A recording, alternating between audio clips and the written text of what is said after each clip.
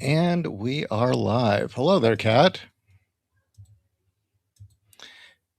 Well, I think today we're going to be talking about the never ending story. But before we do, I think we're just going to ramble a little bit and fill space till a few more people show up. I mean, I'll need to create a proper intro for this show, Nothing Cast, because, well, it turns out that YouTube's continuing to suck more dick than they already did before. So let's, yeah. So let me put onto the screen the link so that everyone can go over to Rumble and watch the show in its proper format, because yesterday's show was removed. That's right, YouTube removed it. So I put this on screen. If you're listening on YouTube, don't listen to it elsewhere. Listen to it on Rumble, where they'll actually play the broadcast. So who's with us today? Just curious. We got 4 people currently sitting, listening. Who's signed in so far? As we're waiting for a reply to come in, you want to toss any interesting comments, info, anything you want to add? Well, it's Valentine's Day.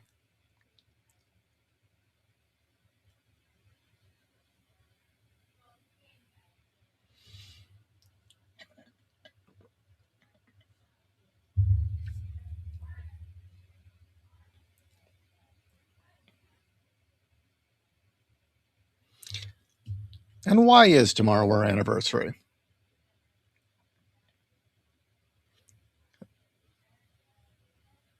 Holy shit, I'm old. I'm fucking old. 25 years ago.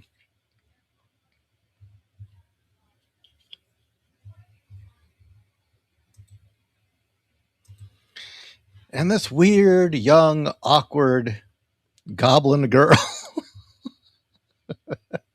This weird, you weren't really a goblin girl.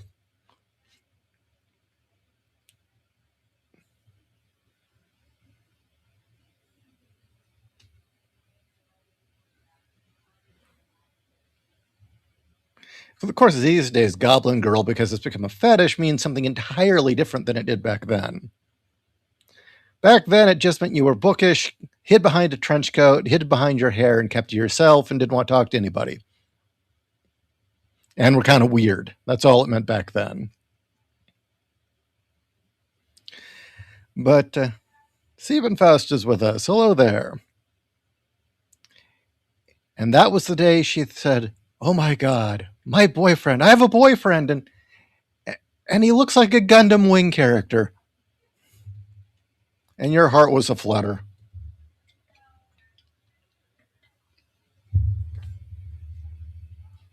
You're shitting me. Dare I ask, or do I want to know?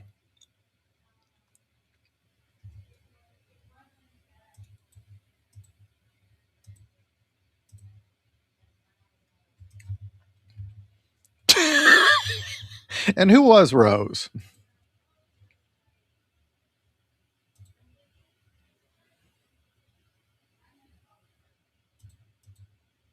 Well, you two were kind of inseparable at the time.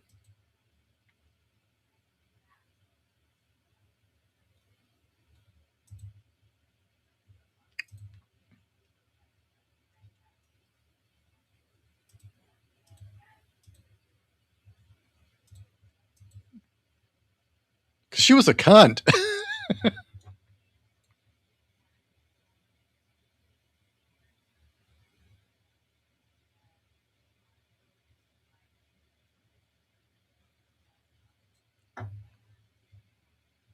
Cat is muted, it says.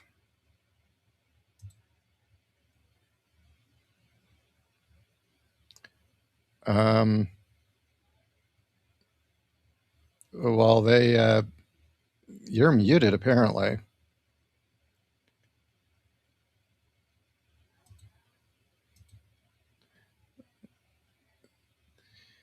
Well, great. Technical issues. Just what we need. Okay, your volume is up to the max.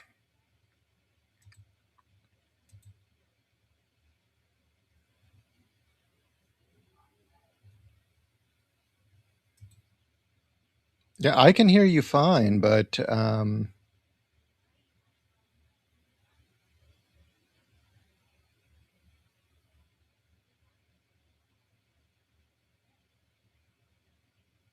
let me check one more setting. Yeah, you're still muted.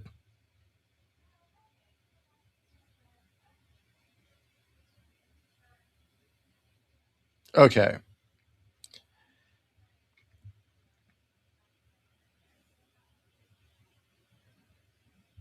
All right. So Kat just signed out. She will return in a second, and hopefully everything will work fine. Um, it's okay. We haven't really gotten the show started yet. We're basically waiting for people to show up, and then we'll tear into it. So I guess it's the right time for technical issues to occur. Okay, let's add Kat to the scene. Okay, You, testing. you 2, 3. Can you hear me? and we are waiting. Kat has now come back in. I think you should talk more. Can you not hear me? I can hear you fine, but You can hear me. Okay. I'm wondering if what happened is since I was already in the room when we messed with my microphone the first time and turned off the initial one that I signed in with, I think it didn't register that I had turned on the other mic. So, ah, well, I think we've got enough people here. Got Siebenfaust, Mr. Fixit, Fair Maiden White's with us. Yay! yay! Fair Maiden, I've been missing you. I really have. Yay, all of you, but we haven't seen Fair Maiden in a while. No, I've actually sent her a couple of messages. I don't know if they were received or not. Anime Acid Trip's here. Oh, hey! Oh, Anime Acid Trip wants to know why I've got the link posted. Okay, well, I've got the link posted because I did a stream yesterday and YouTube removed it for no reason.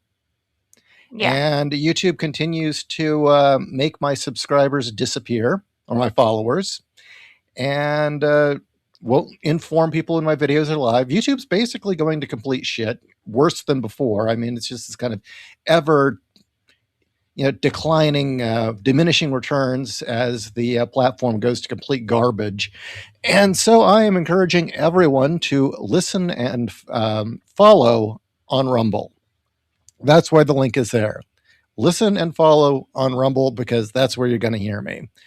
Honestly, I think as YouTube continues on their path trying to become a streaming service, which is what they want to do again, it's going to get worse. And why do I know it's going to get worse? Because they flat out told people, well, unless you have a huge audience, it's going to get worse. We're going to do what we can to get rid of you. They actually were very open about that. Another thing that was really obnoxious was yesterday's show, which didn't have any objectionable content. They basically said, well, this isn't a strike against your channel, but we pulled the video and you can't appeal this. But you can go in and remove the material we didn't like and upload it again. And then didn't tell me what was wrong with it. So really, why would I want to give them followers at this point? Why would I want to give them clicks? Everybody should be leaving YouTube. So come to Rumble. It's And if you fun over wanted to here. hear yesterday's show, it's on Rumble. All right.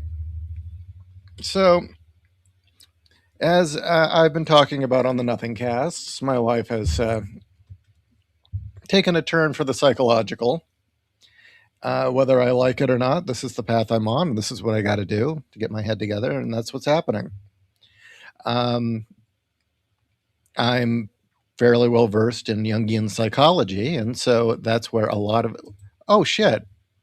You know What? what? What? The chat's not even showing on the comment bar there, on the chat bar. No, it's not. It stopped with Mr. Fix It. But I can't tell if it's it might only be well, wait. You're which No, chat there we bar go. are you Oh, talking? there we go. You got it? Yeah. Okay.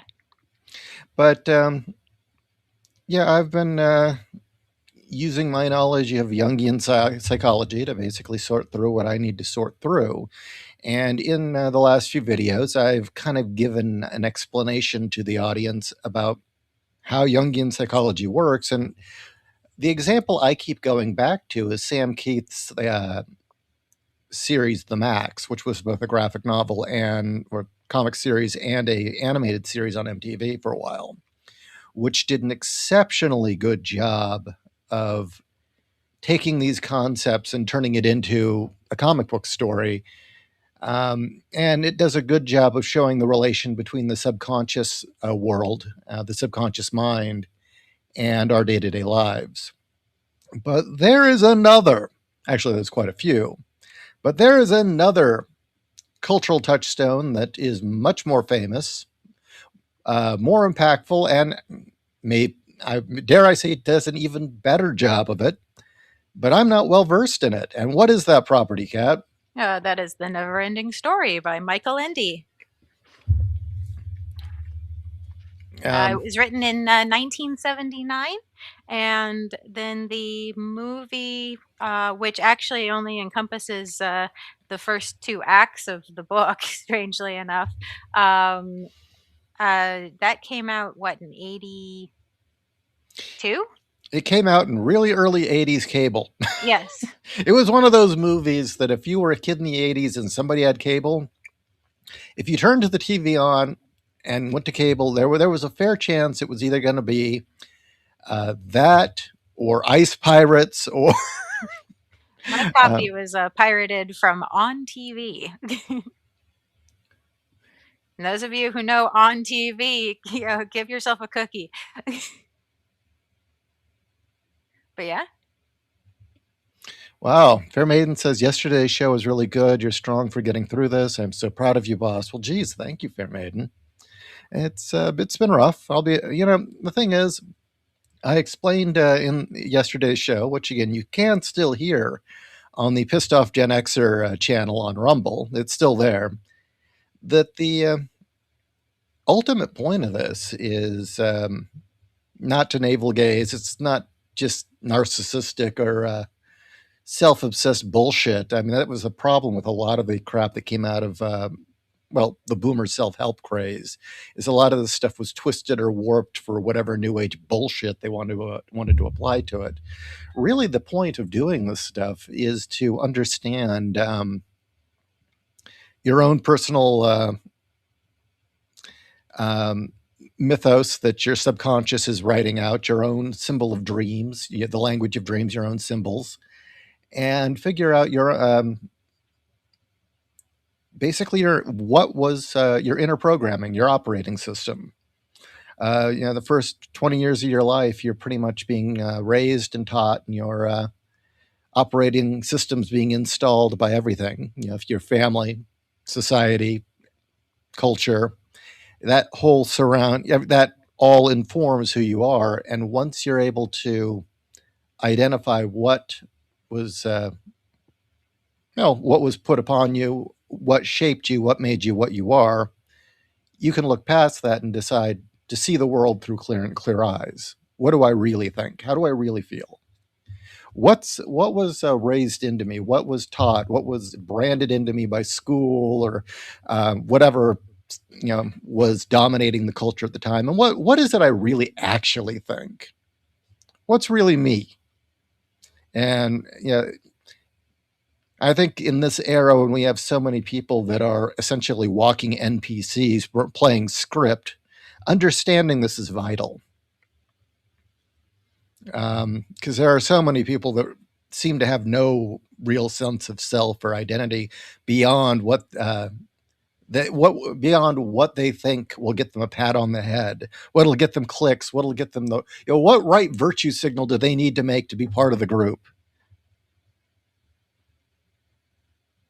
So that's the ultimate goal of this. But more importantly, we think in two separate ways. Our minds, we have the conscious self where we try to think rationally and straightforward, all the while being massively influenced by your subconscious and not knowing it. But before we had language, before we thought in words, we thought in symbols, we thought in storylines, we thought in impressions and emotions and dream language. And that's the oldest language. It's the language we're born with, the one we think with before we again start forming words. And that part of our mind is alive and well and informing our behaviors. And it needs to be fed, it needs to be understood. It's the part of our mind that enjoys fiction. It's why we need stories and movies that are good, why we're drawn to certain things. And I think we are living in an age that is fundamentally starved of all of it, which is what makes the never ending story that much more relevant. Uh, yes, yes, indeed. So, do you want to explain why you recommended we do this?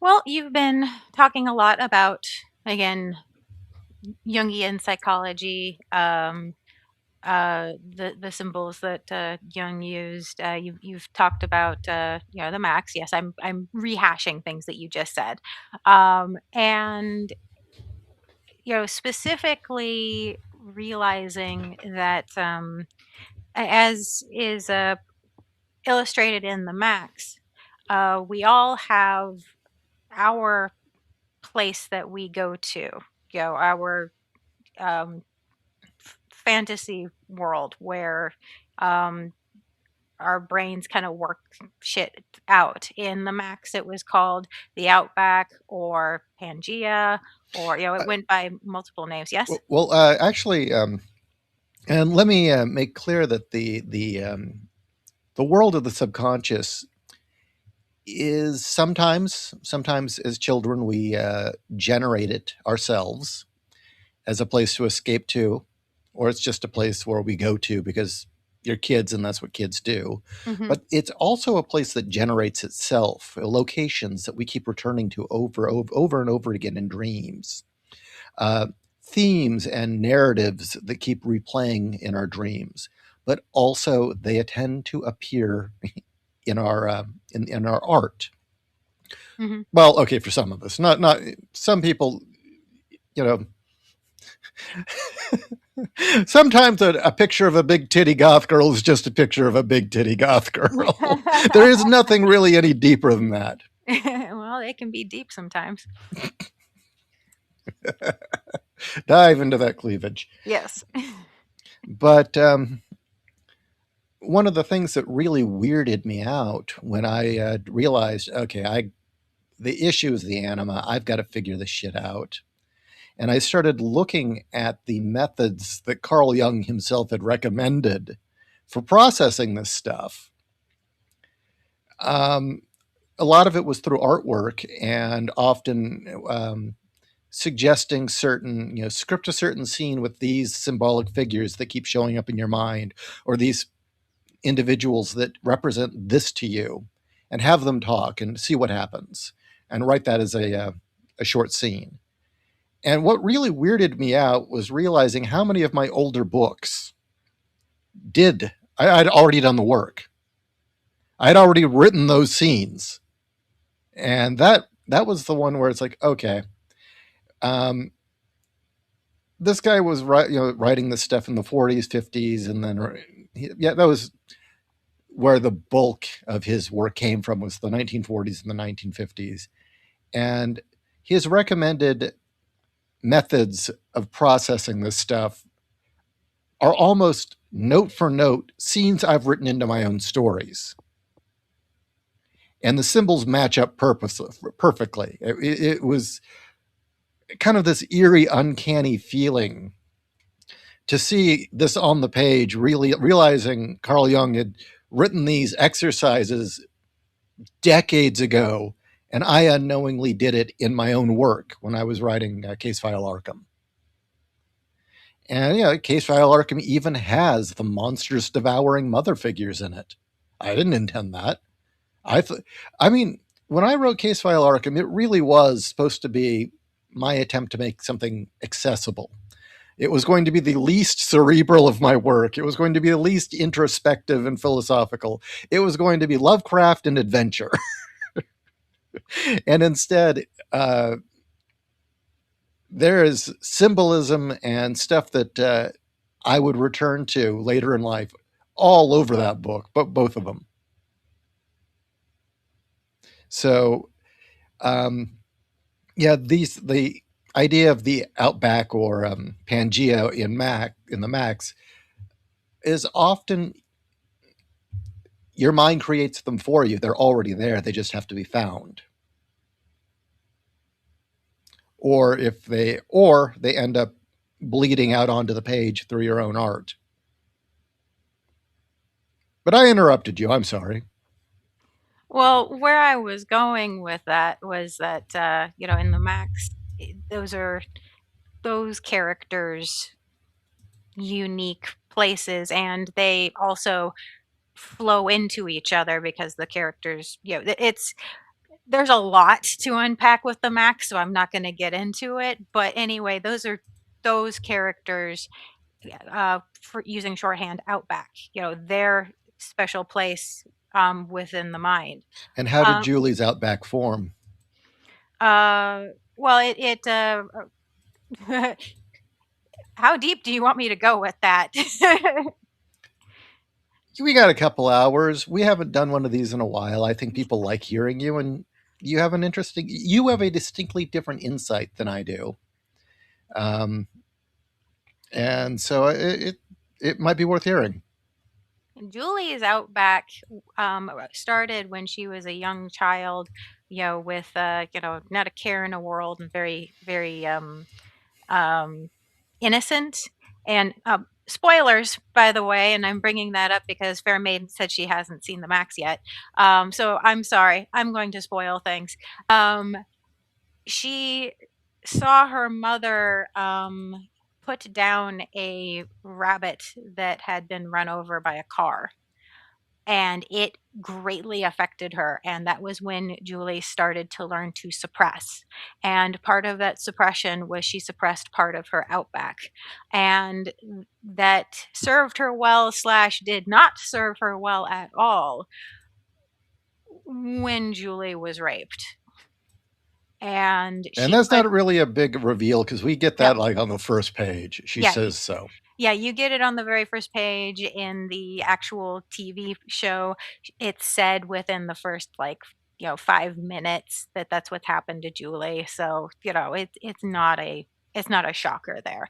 But it as a result of this, Julie has suppressed her Outback and has locked away her inner self, her inner strengths. And Max, because he is a part of Julie's Outback in some respects, he sees it as a sickness. And it's the Max is very much so dovetailing the sickness of the real world versus the sickness of the Outback and everything that's going on. It's very uh, very cerebral, but don't worry, it's not. You don't have to be super smart to understand what's going on. They actually do a fantastic job of you know you can use the surface level If you just want to visuals. watch an adventure, it's there. Yeah, it's there and it's wonderful. So there's that. Let me Mhm, interrupt. Actually, the Outback or Pangea was like this wild primeval steppe that was deeply influenced by the artwork of Frank Frazetta in mhm, her own inner mythology. And it began as the Jungle Queen was the character she had created for herself as a little girl. And when she wanted to escape and get away from the real world of the home she grew up in, she would disappear into her pretend land of this wild and untamed, um, well, outback world mhm, with weird creatures, and she'd have her own little adventures, and that was where it started in her mind. And then as she grew older and entered adolescence, it started to take on new significance and mhm. new meaning, which is an actual process of the mind that does Yeah, happen. that does. And the world of a child evolving as you become an adult. So, yeah, that's a big part of things. Um, and another big part of it is, well, just like, people in general exploring hurt and loss in a lot of that. And I say that because that's a big part of the never-ending story. The never-ending story um, is actually, and by the way, I do highly recommend everybody read the actual book. The movie, like I said, is just the first two acts in a five-act story. Um, so you are missing so much, and pretend it doesn't exist the second movie, because the second movie is awful. And the thing is it didn't have to be. It got so much right and so much wrong. So just ignore the second film. Enjoy the pretty visuals if you really want to watch it, but if you're going to watch it thinking, oh, it's a straight sequel, no, it's not. It's awful. um but anyway, the point is that the world of and this is, I'm going to use the terms in the book, not the terms from the movie. The world of Fantastica is everybody's outbacks. It's the collective All unconscious. it is.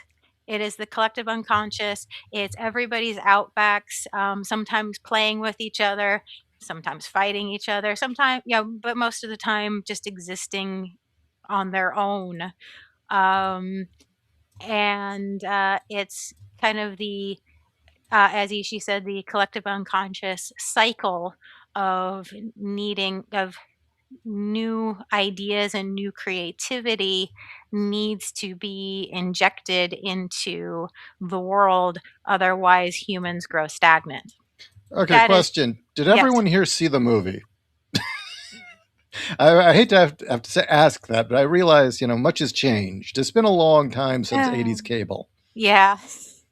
I mean, I know for a fact that every single Gen Xer has seen the film. In fact, you're all probably wincing at, waiting for me to bring up that scene, and I will not unless I What, when they need throw them in to. the dumpster? Yeah, exactly. When they throw them in the dumpster. Or do you mean.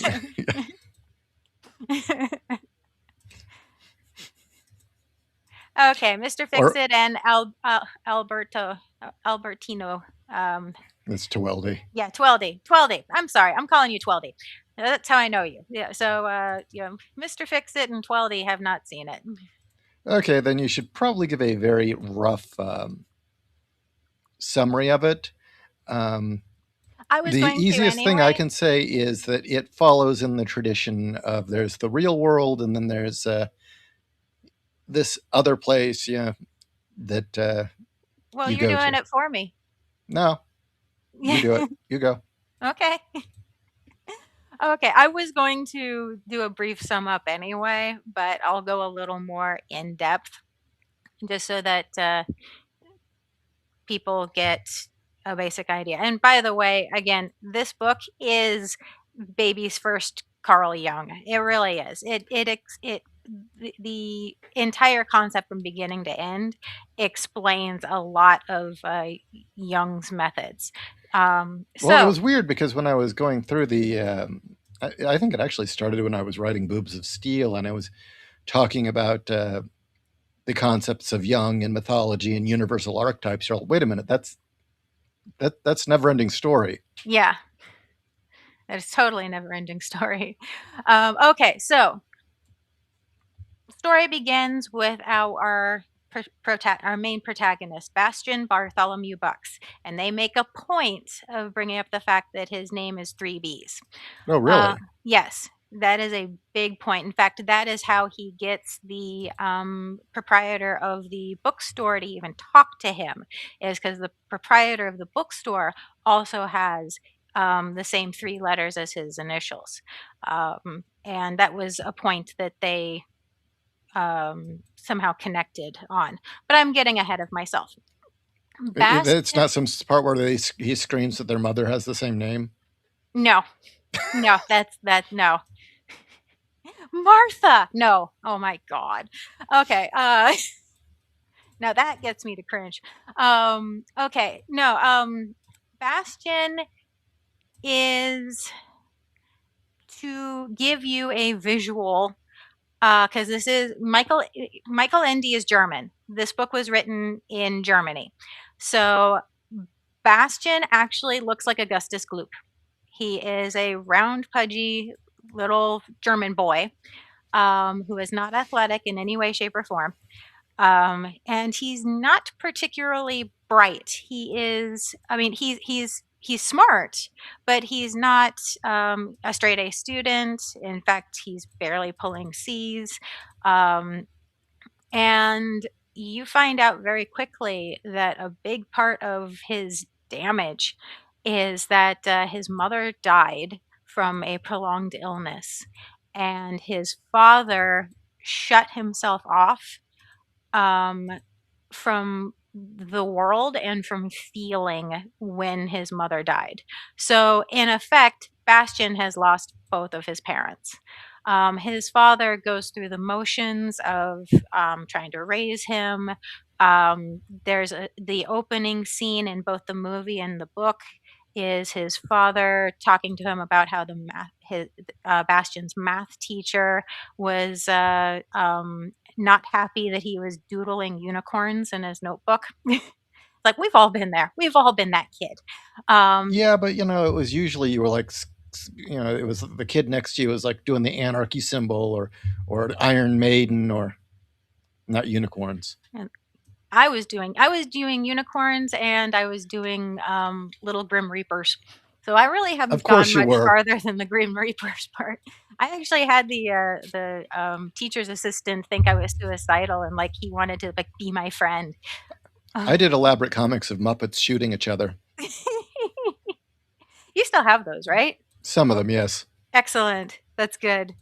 But yeah, his dad really isn't there. He's going through the motions, and his dad is like, "Well, your math teacher said you're drawing horses," and Bastian corrects him and says they're unicorns, and he's like, "Well, okay, I'm glad we had this talk, son. Don't be late for school," and that's it. That's the Stop sucking, son. Now, go to school and do good. Bye.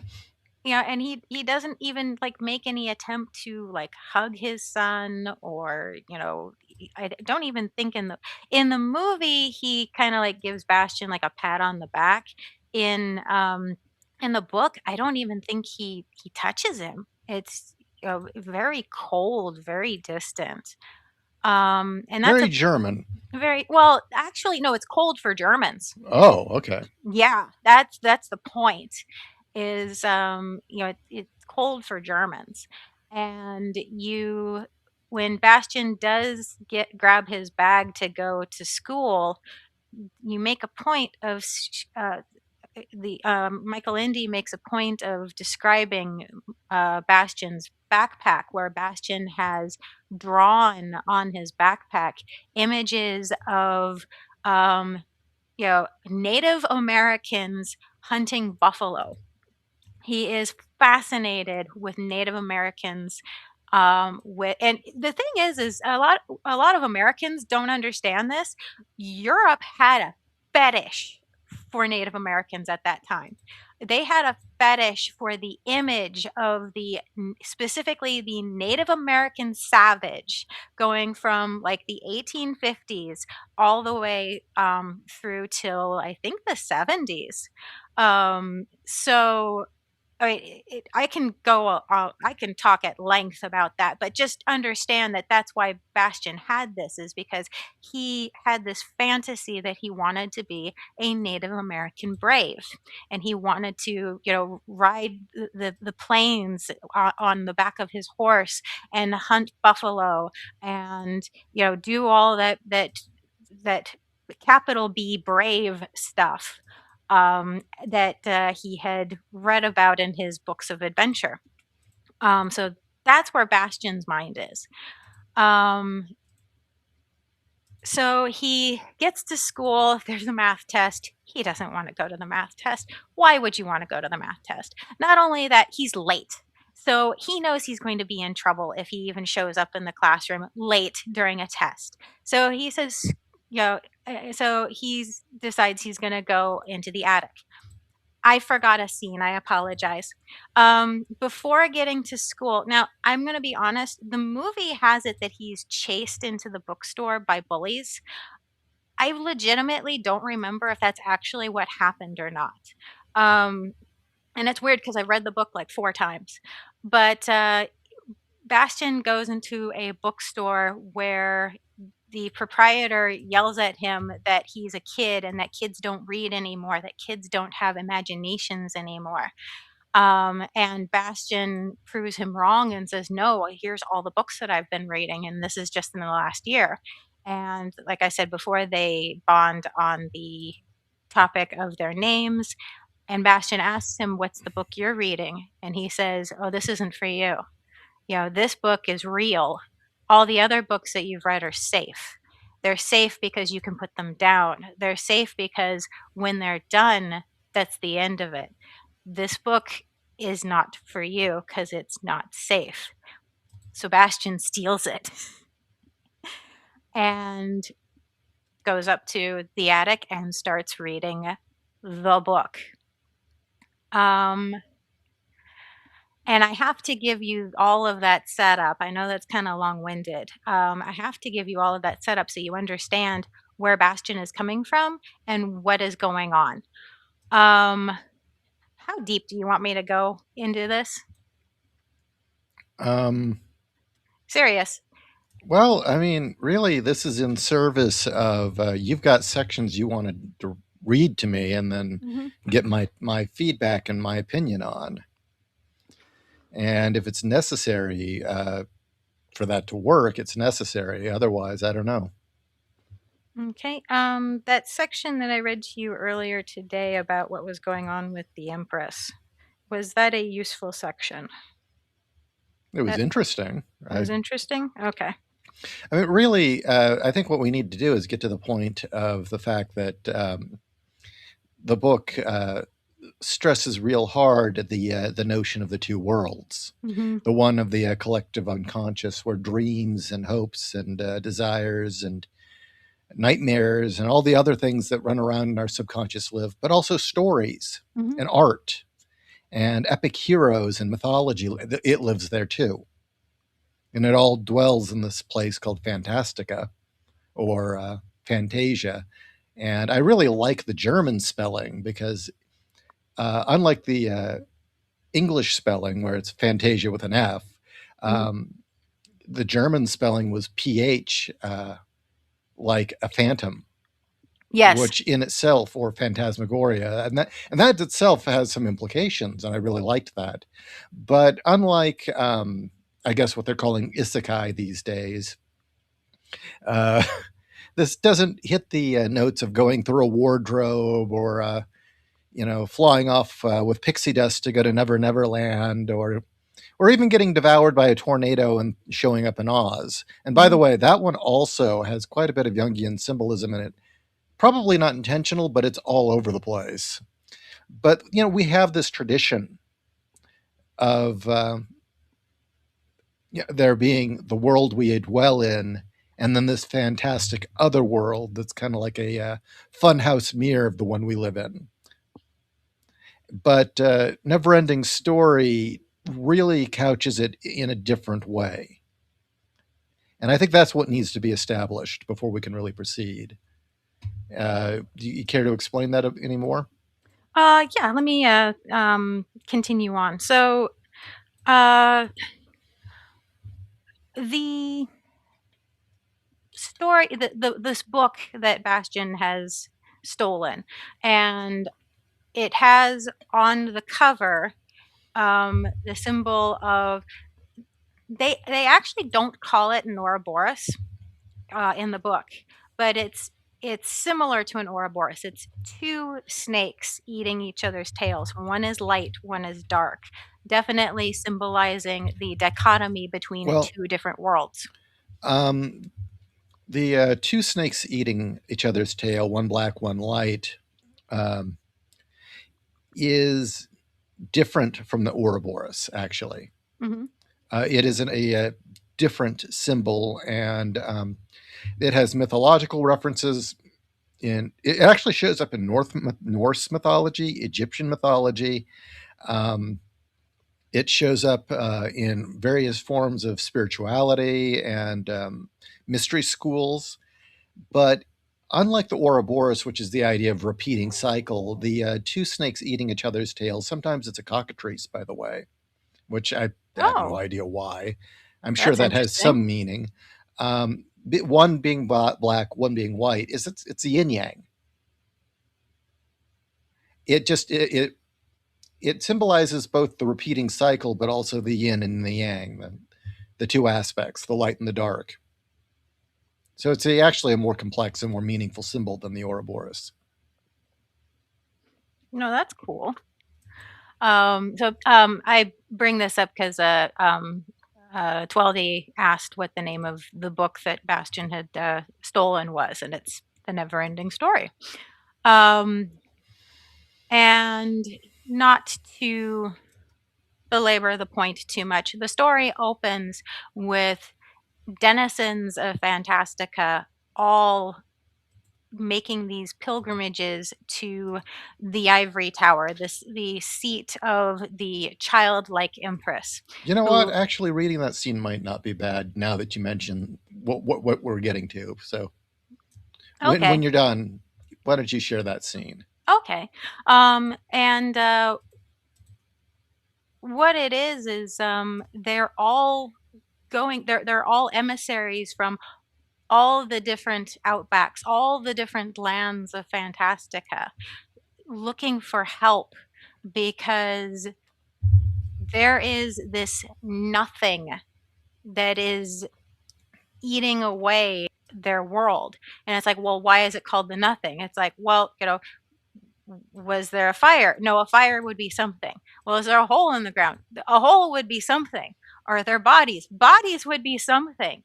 There's just nothing. It's like Void. existent. Yeah, there's void. Existence stops. And this nothing is just slowly eating away everything. And the denizens of Fantastica are panicking. And they're going to the childlike empress for help. And then Ishi wanted me to read that scene. Let me find it. I actually took my bookmark away because I didn't think it would be a good section, but I'm a little close to this book. Well, it's um, one of the few books where and movies where you've talked about it as long as I've known you.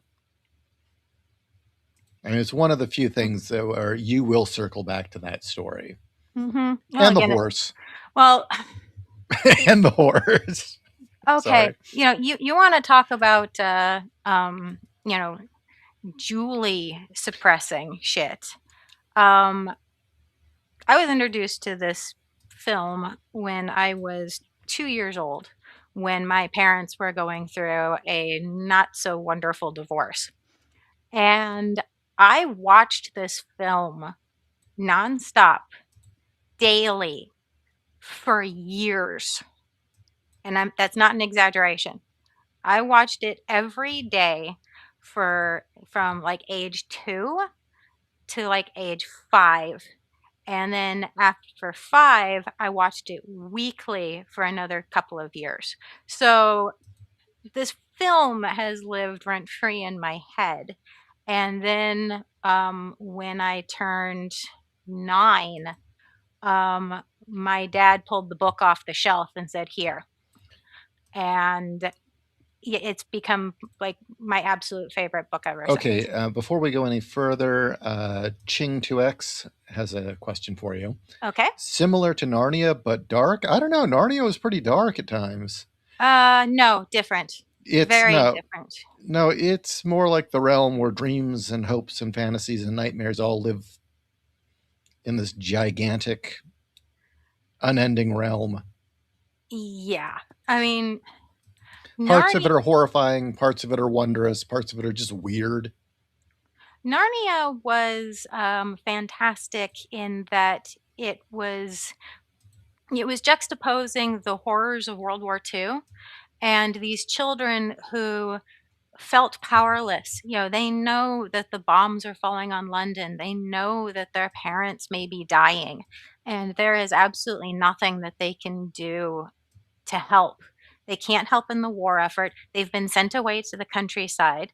And where they've been sent to the countryside isn't even a place where um, the people there have farms or anything that they could be working themselves so that they could be contributing. They sit in this old derelict house and do nothing. And when they try to do anything, they're yelled at. So, The other um, thing I would say about Narnia is that whereas Neverending Story, the underlying thematic tone is more again about the tradition of myth cycles and the realm of dreams and the subconscious and how important it is to our functioning. Narnia is different in that one, it's very much a coming of age story, and it's set as a Christian parable. It's deeply, deeply informed by Christian morality and Christ metaphors. So it's a bit of a different flavor, very different flavor. well, it's also about, standing up to injustice and reclaiming the glory of England. That's a big part of it. So, it's not only a Christian myth, but it's also an Arthurian one. Um, the Neverending Story is different in that it's a grand scope, but at the same time, it's a deeply psychological journey for Bastian. Anyway, so did you want me to read Yeah, yeah. that Well, section? Okay. well, the bit about the childlike empress is very important. Do you want me to just read that part about her? Or do you want me to read about the delegates going? Or all the doctors, I should say. Um, go for it. Okay. Let's I get crazy. Let's read. okay, I will tell you all there are 2, possibly 3 sections that I specifically want to read to you. They are a little long, so we will be getting to them later. You will have to forgive me. I am not an orator by Oh, you're better nature. than me. Okay. Let's just So, get nuts. Let's read books. okay. Yeah, let's read books. Let's read a book about a book. And Okay. So all of these delegates are going to the ivory tower to beseech the empress for help. The childlike empress, and the name is very specific in the book. She is the childlike empress, and the delegates that we initially meet, who we are following to the tower, they are informed that she is ill. Because of their special importance, deliberations concerning the welfare of all Fantastica were held in the great throne room of the palace, which was situated only a few floors below the Magnolia Pavilion. The large circular room was filled with muffled voices. The 499 best doctors of Fantastica had assembled there and were whispering or mumbling to one another in groups of varying sizes. Each one had examined the childlike empress, some more recently than others, and each had tried to help her with his skill, but none had succeeded. None knew the nature or cause of her illness, and none could think of a cure for it. Just then, the 500th Doctor, the most famous in all Fantastica, whose knowledge was said to embrace every existing medicinal herb, every magical philtre, and the secrets of nature, was examining the patient. He had been with her for several hours, and all his assembled colleagues were eagerly awaiting the results of his examination. Of course, this assembly was nothing like the Human Medical Congress. To be sure, a good many of the inhabitants of Fantastica were more or less human in appearance, but at least as many resembled animals or were even farther from the humans. The doctors inside the hall were just as varied as the crowd of messengers milling about outside. There were dwarf doctors with white beards and humps. There were fairy doctors with shimmering silvery blue roads and with glittering stars in their hair. There were water sprites with big round bellies and webbed hands and feet. Sitz baths had been installed for them. There were white snakes who had coiled up the long table at the center of the room where the witches, vampires, and ghosts, none of who were generally reputed to be especially benevolent or conductive to good health. Or conducive, sorry, to good health. If you are to understand why these last were present, there was one thing you have to know. The childlike empress, as her title indicates, was looked upon as the ruler over all the innumerable provinces of the Fantastican Empire. But in reality, she was far more than a ruler. She was something entirely different. She didn't rule. She had never once used force or made use of her power. She never issued commands, and she never judged anyone. She never interfered with anyone and never had to defend herself against any assailant, for no one would have thought to rebel against her or of harming her in any way. In her eyes, all her subjects were equal. She simply was there in a special way. She was the center of all life in Fantastica, and every creature, every good or bad, beautiful or ugly, merry or solemn, foolish or wise, all owed their existence to her existence. Without her, nothing could have lived, any more than any human body can live if it has lost its heart. So that gives you an idea. And when Ishi was talking to me about the anima, my immediate thought is that's the childlike empress. Well, the anima would be that'd be one aspect of. Yes, it is one And keep in aspect. mind, at this point, she's portrayed more as the central figure in which the subconscious orbits around, which could be accurate. Hmm. But it takes on more significance when it starts to become clear that she's Bastion's anima Hmm. specifically. But Bas- yeah, Bastion's thoughts wandered. Suddenly, he remembered the long corridor in the hospital where his mother had been operated on. He and his father had sat waiting for hours outside the operating room. Doctors and nurses hurried this way and that. When his father asked about his wife, the answer was always evasive. No one really seemed to know how she was doing. Finally, a bald headed man in a white smock had come out. He had looked tired and sad. Much as he regretted it, he said his efforts had been in vain. He had pressed his hands and mumbled something about heartfelt sympathy. So, yeah. well, see, there you've already got the mirror. Hmm. You've got the mirroring of the real world. Bastion's universe as a how old is he? I think he's 12. He's 12, which means that mom's death must have happened at no, when he was 11. Yeah. He's a child. His universe entirely orbits around mom at this point, and she dies. And in the warped funhouse mirror of the subconscious, it's being mirrored with this childlike empress and her sickness and dying. And simultaneously, while she is sick, Fantastica is just vanishing. Large chunks that are being devoured into a void of nothing. His inner world is dying. Hmm. And yeah, it is made very clear in this scene that the nothing and the childlike empress's illness are one and the same, that they are irrevocably linked. And I mean, again, I don't want to be too boring here or just read to you the entire story, but basically, If you read too much of the story, the fuckers on YouTube will probably just strike this video like they did the last one. uh, well, I'm going to be reading pretty much an entire chapter later. I'm going to be Really? honest. Yes, Seriously? yes, Oh, that's interesting. Oh, okay. yes. Well, fuck YouTube. I hope you guys are watching on Rumble. But yeah, the Empress's not emissary, the guy who speaks for her. My words are losing me right at the moment. I do apologize. I can't Have remember you what been his drinking name your is. monster? Uh, I did this morning. I can drink more. I can totally drink more. Maybe I'll do that.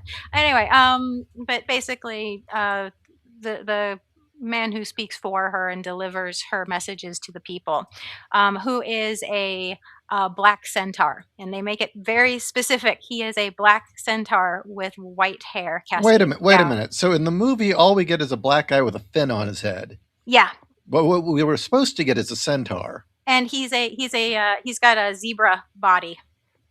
I kind of feel cheated. That's a much cooler image. It Yeah, is in the actually. movie, he's just some old guy in a robe with a big fin on his head. I don't think they had the money for uh, the centaur body for him. I am getting monster, so just give me a second. There we go.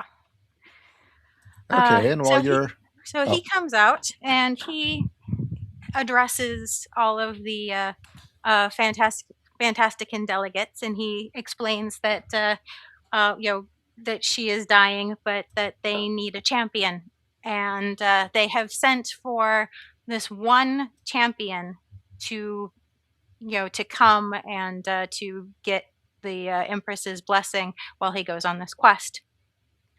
And so you're thinking, oh, what a mighty champion this must be. And the champion is a Native American boy, but unlike the movie, he's got green skin. I lost it when I read that the first time because I'm why? used to the because I'm used to the movie.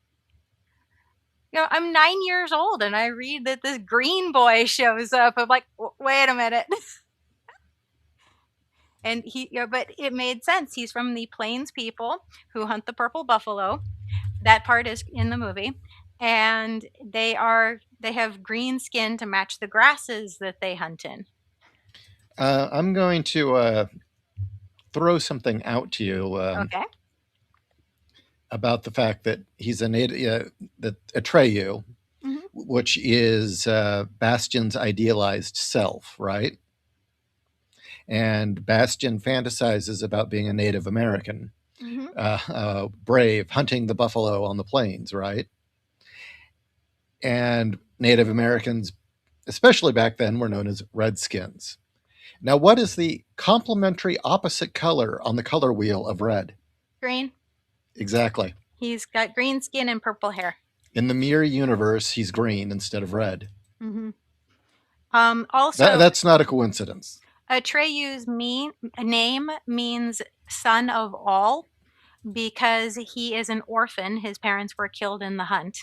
And so the entire tribe has taken him in, and everyone has treats him as if he were their child directly, which is And in direct opposition to Bastion, who feels abandoned and alone, and that he has lost, his parents entirely. and in literature in general and in mythology, countless heroes are orphans. Orphans are incredibly common as the hero figure in our mythology and our folklore, and Luke Skywalker, orphan, right? Hmm. Superman, orphan. Um, God, the sheer number. Peter Parker, orphan. But and the reason for that psychologically is that the idea is the once the character is an orphan, he could be anybody. Anybody could have been him. That's the reason most commonly in stories. If you get a hero myth where what's his lineage, he's just an orphan. He could be anybody. He could be you. So that's a distinction that's very important. Hmm. So, oh, I wish I could find. I've actually been hunting for this one passage and I can't locate it, unfortunately. But so I'm just going to sum up. By the way, Uh, the chat's dead. Are you guys just enthralled? I just want to make sure you're all there and we haven't cut out. Somebody so, hit F to let us know we're still on the air. no, you hit F to pay respects. Okay, pay respects for Atreyu's green skin or some shit like that. I don't know. But uh, Okay, you guys are still there. Good. That's all I needed to know. Oh, I found the passage. Yay. Okay, so Atreyu steps forward. Everyone is shocked that such a mission of great importance is being entrusted into a young boy, but he is the only one, who can do it. He is the only one who is brave enough to do it, and so the emissary of the Empress, his name is Chiron, by the way, um, uh, puts around Atreyu's. Spelt in the same way the boatman of Uh, Hades. yes, Oh, okay. or Chiron. It's either Chiron or Carrion. I always read it as Chiron. Spelt. Give me the C spelling. Cairon. Cairon. Mm-hmm. That's not Chiron. Okay. See, I always read it as Chiron. Okay, let me see what that word really means. It may mean nothing, but keep going.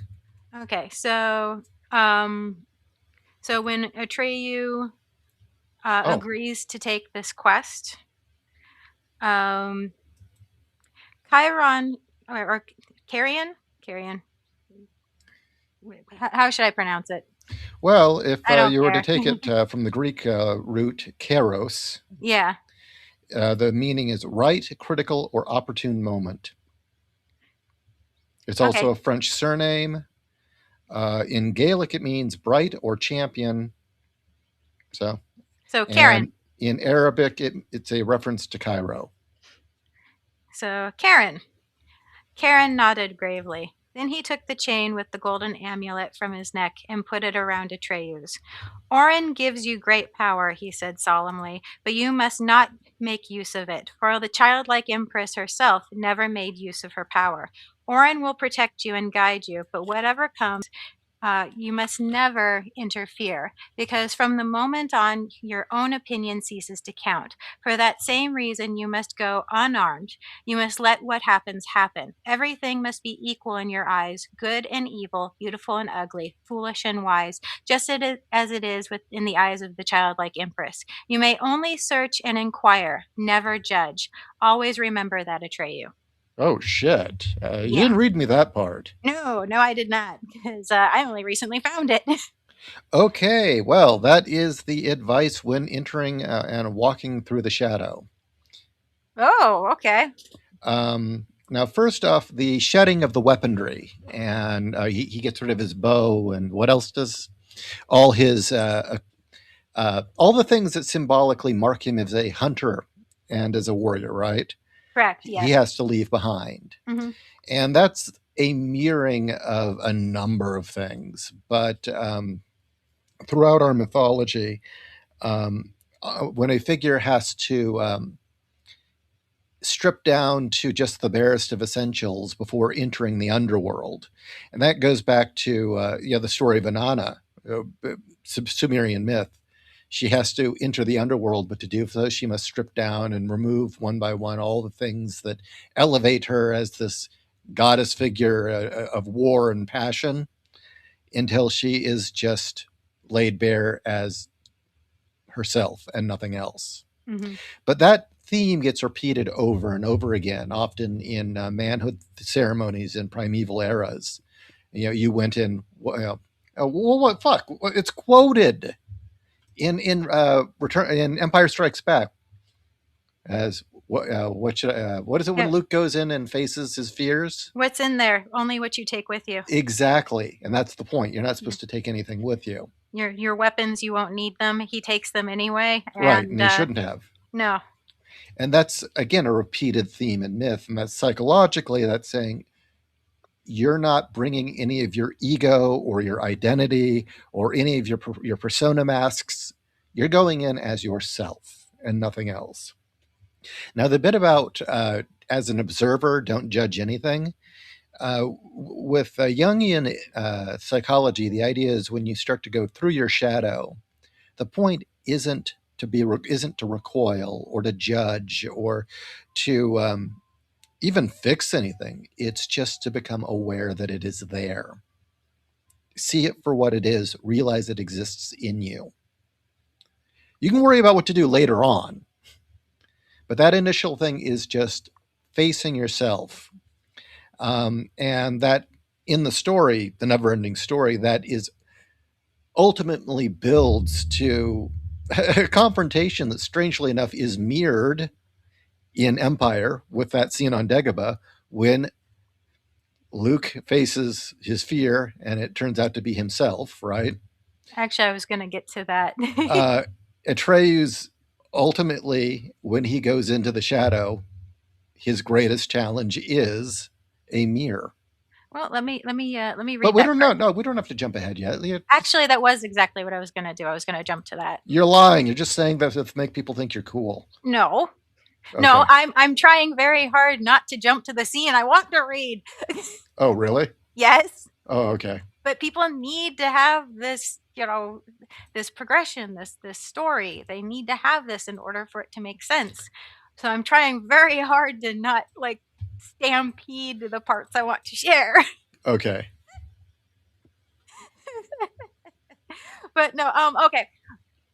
Talking about, Atreyu going into the shadow. We've all seen the Okay. memes. Before I'm not before you gonna go into wait, but I'm not also gonna by read it. I'm not gonna read it because before we go, when he goes into the shadow, by the way, mhm, what does it symbolize? He goes into the wilderness, mhm, and then you start getting all these different images of the subconscious and the shadow specifically.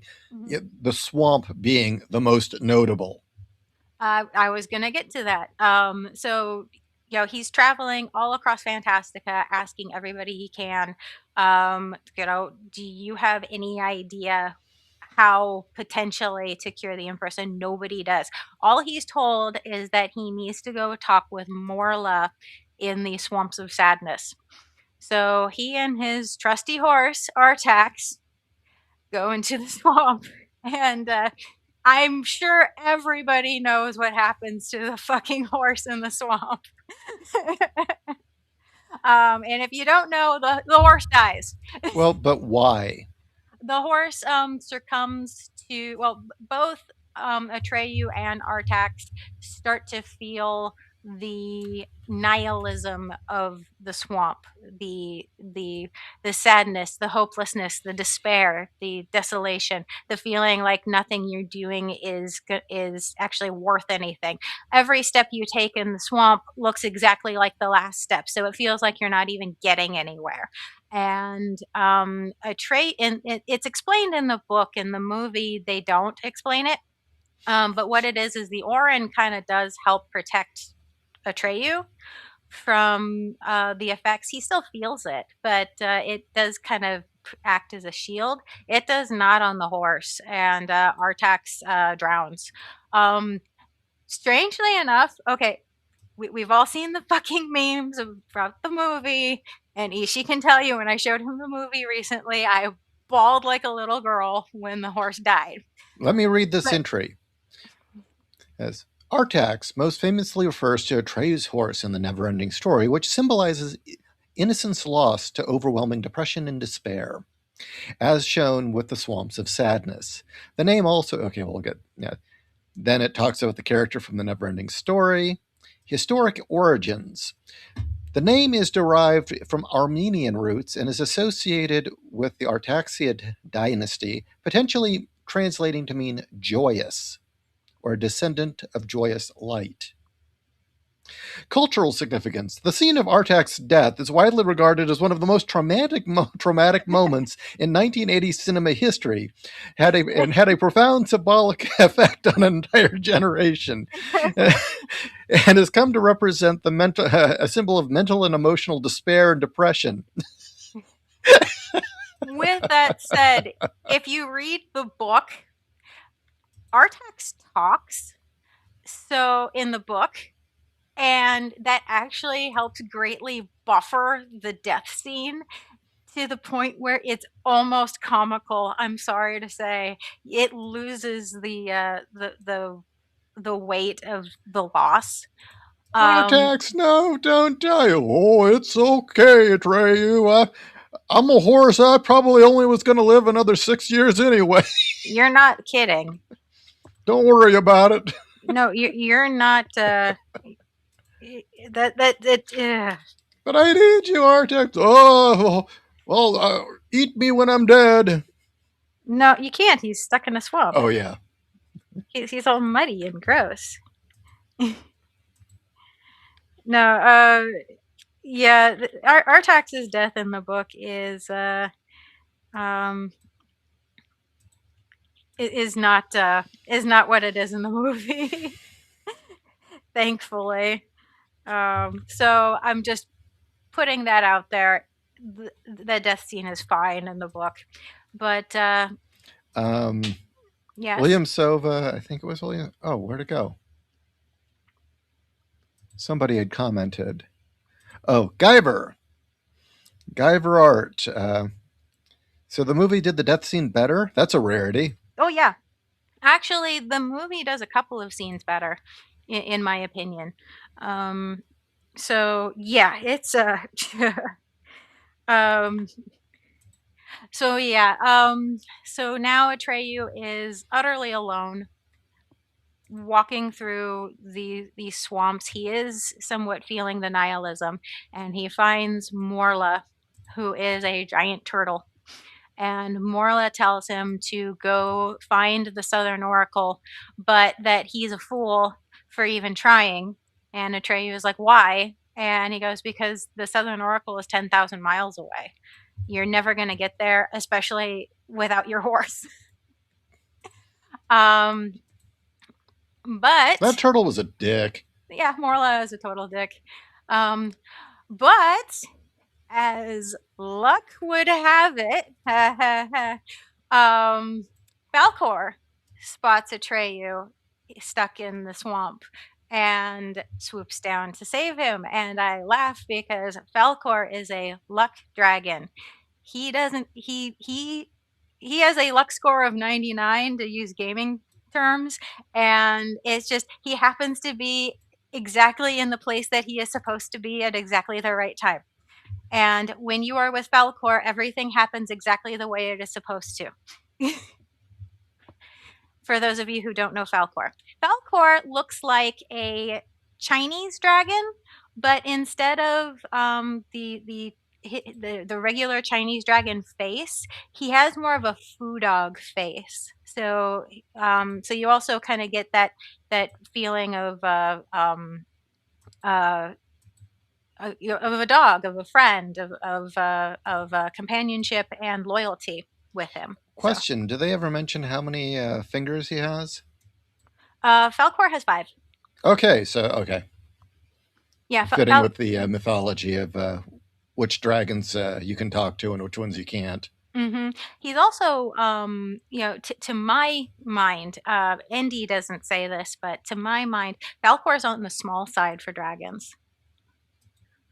Yeah, most of the Mhm. dragons that are mentioned in the book are huge, um, and are definitely more serpentous. There are other Uh, dragons in the book. oh yeah, there's a bunch. Oh, okay. Yeah. In fact, not getting ahead of things, Bastion makes one, and his is just nightmare fuel. His is right out of those old medieval paintings, where it's just like, what the hell were you on when you cobbled together this monster? But I will be getting to Smurg later, because Smurg is important. Um, Falcor comes and saves Atreyu and takes him to the Southern Oracle.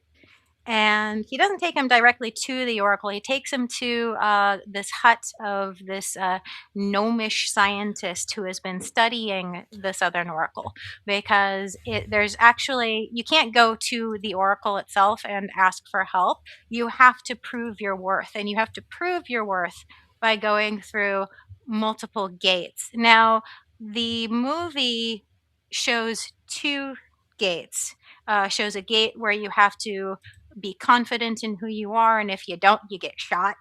Um, and it shows the magic mirror gate. The book has All right, you're gonna three gates. really hate me. Okay. Do you mind if I take a 5 minute break, or less than 5 minutes? I'll be right back. I got to take a quick break. No, no, no. That's fine. Okay, I'll be right back. That's fine. Hi, everybody. So, yeah, I'm going to wait for him to come back because he is definitely going to have some comments about what I'm going to read next. I'm hoping everybody is enjoying this. Let's see if there's any questions. Of course, my mouse just shut down. There we go. Uh, can you show me one of those medieval dragon paintings? Let's see here. There are, oh my, there are tons. I don't think I can share images right at the moment. I think Ishi is the one who is in control of that, but let's see what I can do for you. I can show you what Smurg looks like though, because you know what? I'm gonna go ahead and no, no, I can't jump ahead to Smurg. We'll talk about Smurg later. Medieval dragons.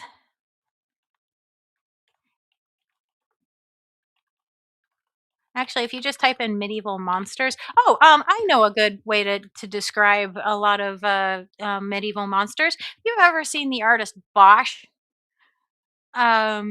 Look up Bosch. Bosch. Bosch.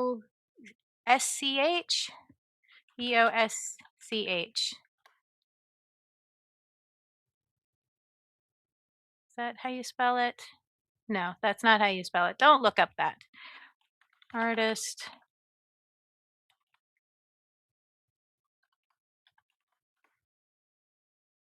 Yes. Type specifically artist Bosch, Bosch. If you just type in Bosch, you're going to get kitchen equipment. But if you type in artist Bosch, you'll get some of the weirdest creatures and shit. And yes, it's body, and yes, it's lewd. Bosch basically, his artwork encompasses what a lot of medieval animals and creatures look like, where it's just, what the hell were you on? Um, yeah, Passing Ghost says lots of beaks and asses. It's like, yep, and I lately Instagram has been throwing up at me medieval paintings of bunnies attacking farmers with axes and hammers. So there's that. Let's see what else people were saying. Um, so the movie, yes, the movie did the death scene. You are absolutely correct. Um, okay, so it looks like we've looked at all of the comments. They wanted to know, Ishi, uh, what some medieval monsters look like. So I said, look at Bosch. Medieval painting of George and the Dragon. George and the Dragon.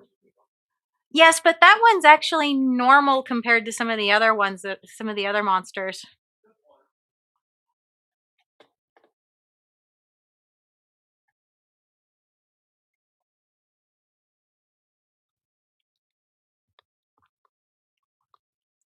Ah, there we go. As we all know, the most horrifying medieval monsters or monsters of myth usually have some sort of horrific mixture of animal parts and animal body features that shouldn't go together. But they're always a woman from the waist up screaming at you.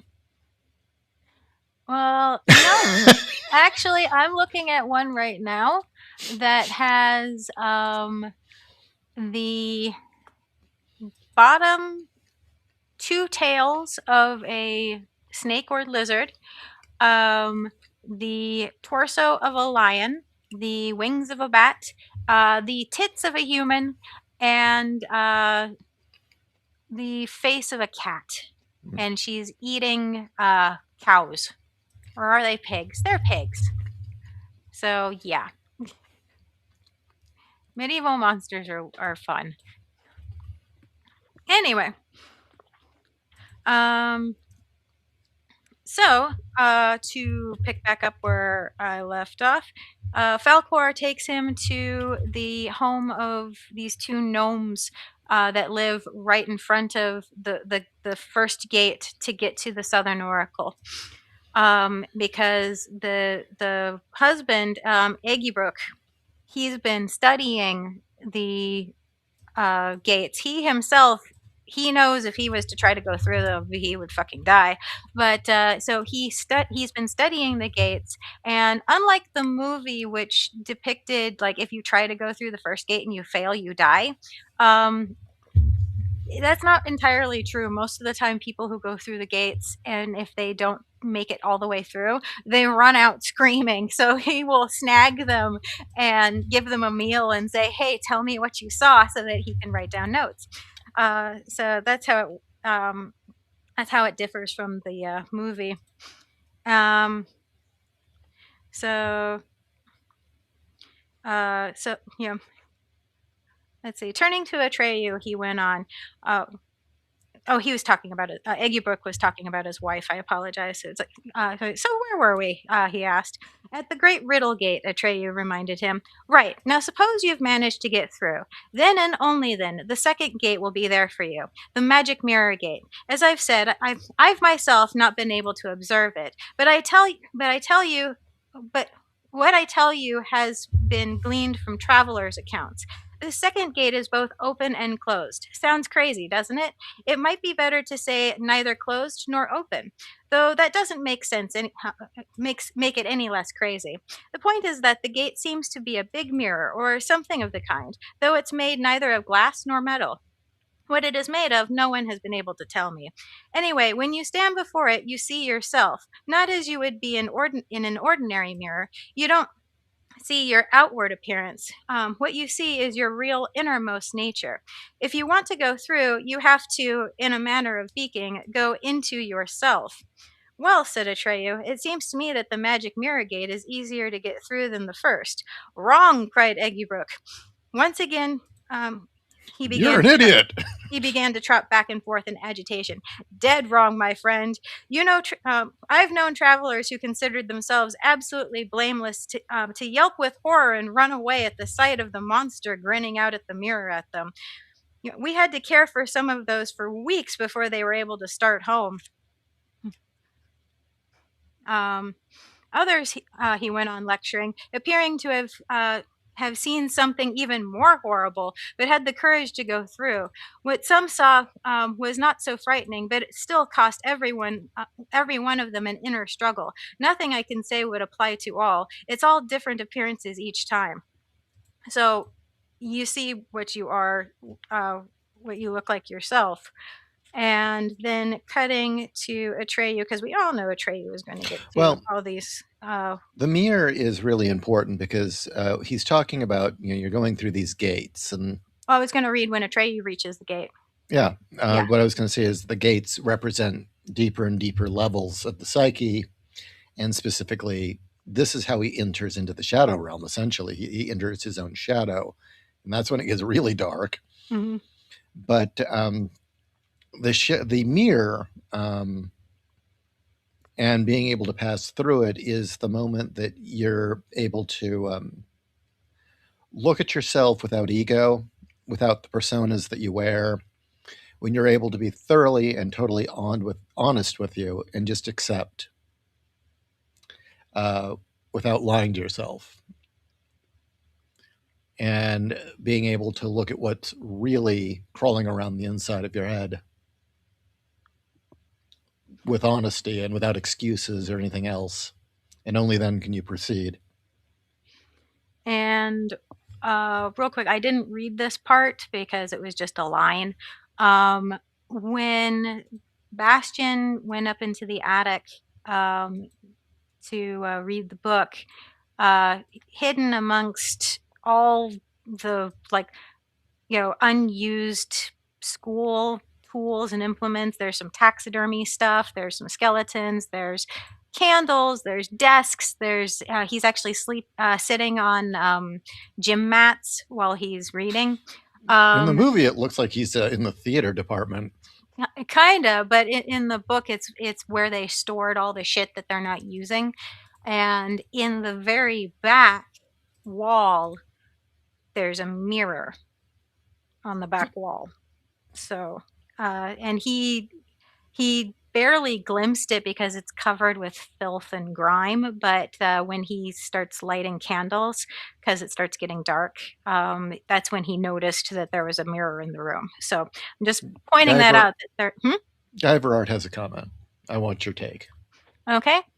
The mirror bit has a little biblical theme here. Some folks consider themselves blameless, and the mirror shows your true sinful self. That is correct. The whole point, as Ishii has brought up, is that the mirror shows you your true self, who you really are. In the movie, they made a bigger point of saying that, since the mirror, Eggybrook says in the movie, kind people find that they are cruel. Brave men discover that they're truly cowards. Um, that most men think that they are brave, but when they approach it, they run away screaming, because they can't deal with what they see. And Um, in an earlier talk that I gave one of these podcasts, I spoke of me having my own mirror moment not too long ago, which is often in one of the ways that you decode your own language of symbols and your psyche in Jungian psychology is realize you have your own archetype that you feel an affinity to or relate to, and for the longest time, the one I gravitated to was the symbol and archetype of the Hanged Man, which is the notion. It no, it's a kind of it's an old symbol. We don't fully understand where it came from or why. The most we know is that we do know that it does reference Odin hanging himself from the world tree upside down and sacrificing his eye for knowledge, but it also references the saints who demanded they be crucified upside down. But ultimately, the symbol of the hanged man, the archetype, is that someone who makes you know a sacrifice, one that's usually painful, but that painful sacrifice, in my case, the pain that I experienced, and this is before I even processed the fact that I had a shitty childhood. It was just I was processing the fact that somebody shot me and nearly died, and I always kind of mythologized it as well. Yeah, I experienced that horrible pain, but came away with it with greater knowledge. And the hanged man, this is his sacrifices for sacred knowledge or deeper knowledge, which he then shares with humanity. And my mere moment was realizing that's not my archetype. That there's a very convenient nobility to that narrative, and the truth of the matter is no, I'm the exile. I was cast out before there was even a paradise to enter, and that in that regard, the pain and the suffering wasn't a chosen path. It wasn't some sort of grand gesture for at least greater knowledge. No, it was something that I didn't get to choose. It just happened, and that the real cross to bear has been being the perpetual outsider from my earliest years. And that's a hell of a lot less glamorous archetype to identify with than the hanged man. So that's my example of coming to that realization and just accepting it. Of okay, yeah, does that work? yeah. Okay, Well, I mean, it's your mirror. yeah, It's your journey. I, um, shall I go ahead and read? yes. Okay. So Atreyu, he starts on his journey to the Southern Oracle. He goes through the Riddle Gate. There's really nothing, considering what we're talking about today, there's nothing important about that gate. So we get to the second one. Did they ask him what his favorite color is? No, but they are sphinxes. And in the movie, they're sphinxes. So So that was accurate. that was accurate. Yeah. What's not accurate is the way the oracle looks. The oracle is different, and I wish they had done what was in the book, but at the same time, I'm kind of glad they hadn't done what was in the book. But I wish they had had more money to spend on it.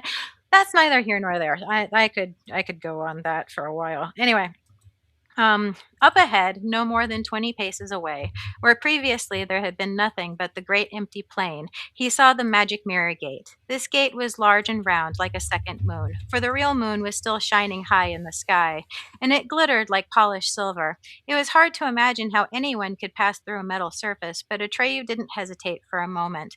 May After it, I? yes. Sorry, I want to interrupt. Sorry. Um, I'm going to throw in real quickly. Sphinxes typically are symbolic, represent human intelligence or royal authority, protection, and divine guardianship. So it's appropriate for them to be the first gate. Yeah. After what Eggybrook had said, he expected a terrifying image of himself to come towards him out of the mirror. But now that he had left all fear behind him, he hardly gave the matter a thought. What he saw was something quite unexpected, which wasn't the least bit terrifying, but which baffled him completely. He saw a fat little boy with a pale face, a boy his own age, and this little boy was sitting on a pile of mats reading a book. The little boy had large, sad looking eyes, and he was wrapped in a frayed gray blanket. Behind him, a few motionless animals could be distinguished in the half light: an eagle, an owl, and a fox. And farther off, there was something that looked like a white skeleton. He couldn't make out exactly what it was. There's a pause. Bastian gave a start when he realized what he had just read. Why, that was him! The description was right in every detail. The book trembled in his hand. This was going too far. How could there be something in a book that applied only to this particular moment and only to him? It could only be a crazy accident, but a very remarkable accident. So Bastian has just had a moment where he has read his reality and the realm of the fantastic merging. And then you cut back to Atreyu. A faint smile of astonishment played over Atreyu's lips as he passed into the mirror image. He was rather surprised that was succeeding so easily in something that others had found insufferably difficult. So interesting, and that kind of comes back to bite him later in the book, but we'll get to that later. Yeah, put a pin in Wow. that. I unleashed my inner fat kid, and that was easy. Was his realization. So Atreyu goes goes through the third gate. He goes and consults with the Southern Oracle. I'm not going to read that part because it's kind of tedious. I'm going to be honest. And it's not tedious as in while you're reading the story, it's tedious. It's tedious to read out loud because the Southern Oracle talks in song. And Atreyu talks to the Southern Oracle in song, and it's better if you just read it And yourself. look, we all hate musical episodes. Yes, but this is where Atreyu is told after he's just seen Bastian in the mirror, where he is told that he has to find a human child, only a human child can save the childlike empress, and what this child must do is give her a name. And Ishii, I know, has talked a lot about the importance of names in Jungian psychology. Yeah, one of the important things in the Jungian analysis is when you find these things that are haunting you, um, or stick with you, or just resonate with you. If there's something that is that you latched onto from an early age, or it's been following you and has been a part of your mental architecture or subconscious through all your life, that often it's important to identify it and then name it, because once you do, it loses power over you. And it's something psychological. It's just something about the way the mind works. That once you name something, it ceases to be mysterious and hard to understand. And that makes a lot of sense because there was a period in human evolution when we developed language. And you can see it in our earliest myths, where a large portion of what they were doing was just going out into the world, identifying things, and then giving them names. And that the moment they did it, it no longer had the terror of the unknown attached to it. I mean, shit, it's in Genesis, Hmm. You know, God gives name. Oh, not God. I'm sorry. Adam. Adam gives names to everything. right? And I mean, it may sound kind of simplistic and silly from a modern standpoint, but to early primitive man, the terrifying furry thing with teeth in the forest who kept killing you or kept terrorizing your camp became a little less scary the moment you named it wolf or bear. And then you could start applying understanding to what it means when you're dealing with the bear, what its behaviors are, and you could start passing down that information to others, and you start to know its rules and how to counteract it. It's just how we evolved.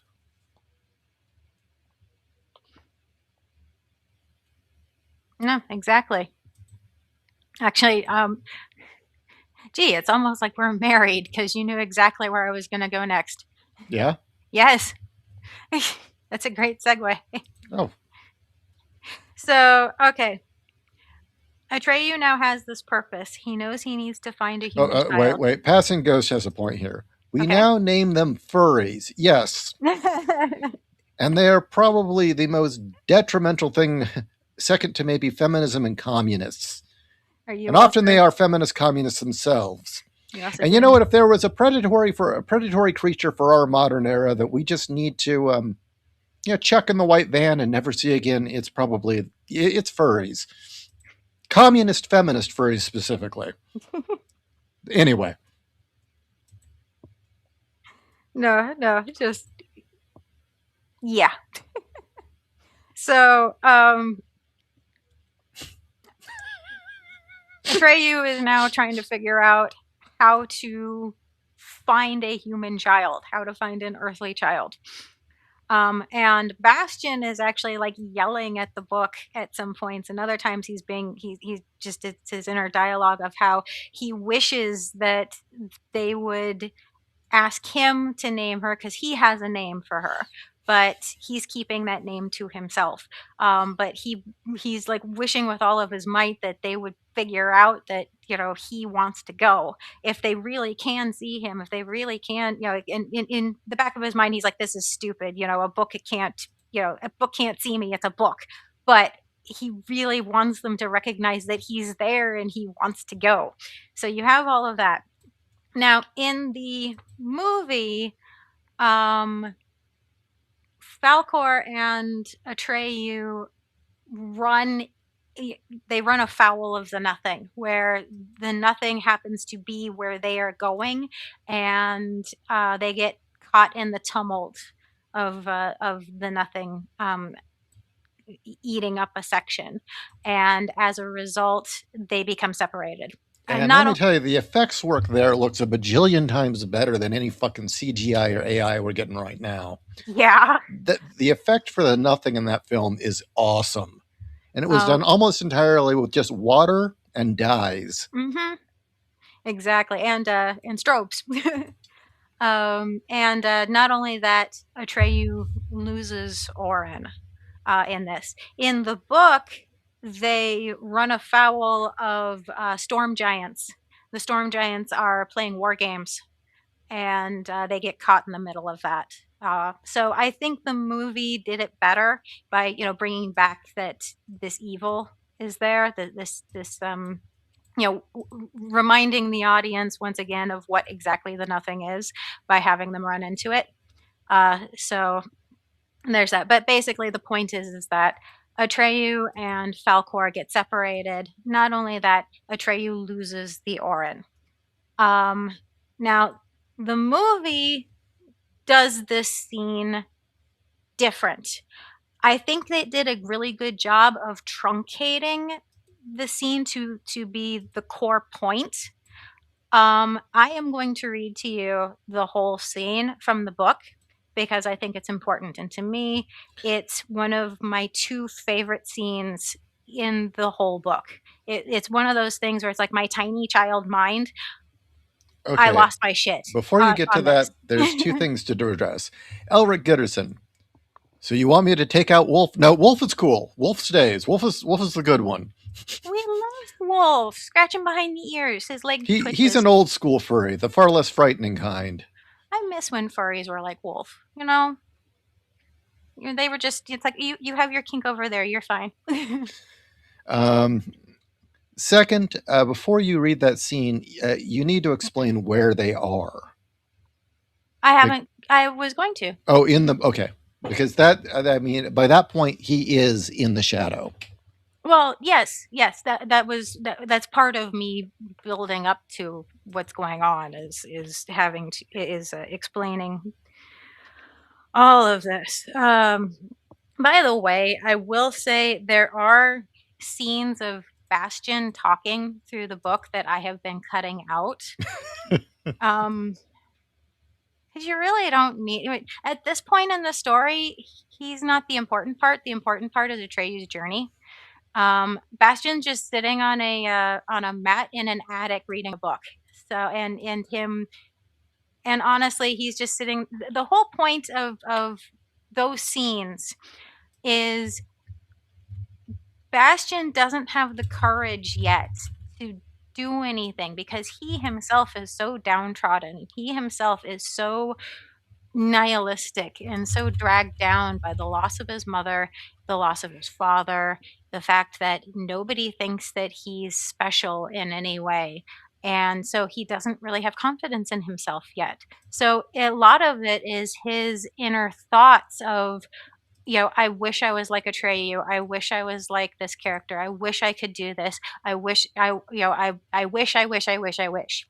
So it as we're reading the book, Bastion is slowly starting to get confidence somewhat, but it's just him saying, I could do this, I could do that, I would like to do this, and that's you don't need to hear that. So Get on anyway, with it. yeah, get on with it. Um, I mean, okay, I'm just gonna put it this way. Here's an example, okay, and Atreyu has again, he's lost Falkor, he's lost the Orin, he doesn't know where the fuck he is, and he looks around and he is in a as somebody else mentioned, Lovecraft.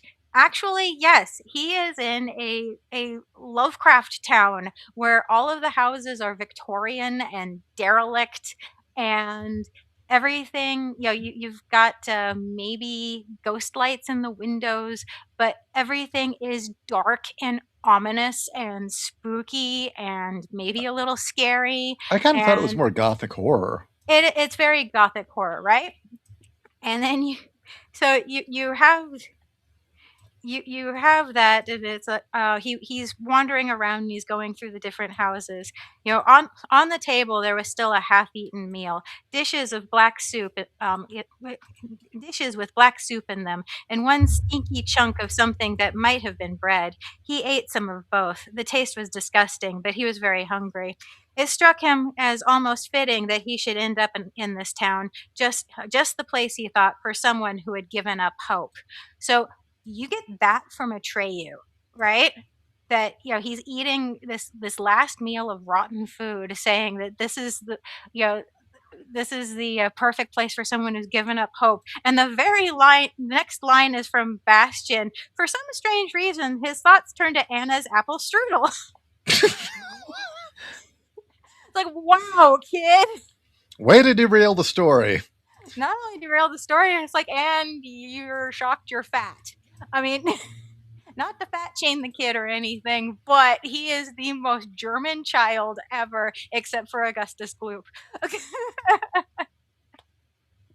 so, so again, I'm not reading Bastion's sections because they kind of derail from the point of what we're talking about here today. So, okay, I am now going to read a long section. It's almost an entire chapter, but again, I have to start at the beginning because you need the build up, and then you get the meat of the scene. Um, and for those of you who have seen the movie, this is when Atreyu talks to Gamork. Now, who is Gamork? I haven't brought him up before. Um, Gamork is this is a werewolf, and they say flat out it's a werewolf, so I'm not giving anything away. He's a werewolf who has been tracking Atreyu since he began his journey, and we occasionally would get um, Gamork's point of view without knowing who he was. Um, all we knew is that Gamork was hunting Atreyu and wanted to kill him. So it's this constant hunting. And in the movie, this is the scene where Atreyu and Gamork meet for the first time. This is the scene in the book. So for those of you who have seen the movie, here's how it is in the book. But again, you need the build up. In the movie, they did this whole thing of Atreyu finds paintings on a wall of his exploits so far, and it's Um, Atreyu. Yeah. it is really eerie to watch that entire sequence and realize, Clive Barker saw this and then decided, I'm going to make Nightbreed. Exactly. Um, that doesn't happen in this scene. It's just Atreyu completely without protection. He has no weapons. He doesn't have the Orin, so he's not protected from the nihilism. In this spooky, scary place, feeling utterly alone and feeling worthless because he thinks that he has failed his mission. So that is this scene. Atreyu went out into the street again and wandered aimlessly about. He passed through neighborhoods where all the houses were small and so low he could reach up to the eaves, and others lined with mansions many stories high, the fronts of which were adorned with statues. But all these statues were of skeletons or demons, which grimaced down at the forlorn wanderer. Then suddenly he stopped stock still. From not far away he heard a raucous wailing that sounded so plaintive, so hopeless that it cut him to the heart. All the despair, all the desolation of the creatures of darkness was in this lament, which echoed back from the walls of distant buildings until in the end it sounded like the howling of a scattered wolf pack. Atreyu followed the sound, which gradually grew weaker and ended in a hoarse sob. He had to search for some time. He passed a gateway, entered a narrow, lightless court, passed through an arch, and finally came to a damp, grimy backyard. And there, chained, lay a gigantic, half-starved werewolf. Each rib stood out separately under its mangy fur, and the vertebrae looked like the teeth of a saw, and its tongue dangled from the half-opened mouth. Slowly Atreyu approached him. When the werewolf noticed him, it raised his head and with a jerk. A greenish light flared in its eyes. For a time, the two looked at each other without a word, without a sound. Finally, the wolf let out a soft, dangerous sounding growl. Go away. Let me die in peace. Atreyu didn't stir. Just as softly as he answered, I heard your call. That's why I came. The werewolf's head sank back. I didn't call anyone, he growled. I was singing my own dirge. Who are you? Atreyu asked, taking a step closer. I am Gamork, the werewolf. Why are you lying here chained? They forgot me when they went away. Who are they? The ones who chained me. Where did they go? Gamork made no answer. He watched Atreyu from under half-closed lids. After a long silence, he said, You don't belong here, little stranger, neither in this city nor in this country. What have you come here for? Atreyu bowed his head. I don't know how I got here. What is the name of this city? It is the capital of the most famous country in all of Fantastica, said Gamork. More stories are told about this country and this city than any of the others. Surely you've heard of Spook City and the Land of Ghosts. Atreyu nodded slowly. Gamork hadn't taken his eyes off the boy. He was amazed that this green-skinned boy should look at him so quietly out of his black eyes and show no sign of fear. And who are you? He asked. Atreyu thought for a while before answering. I am nobody. What do you mean by that?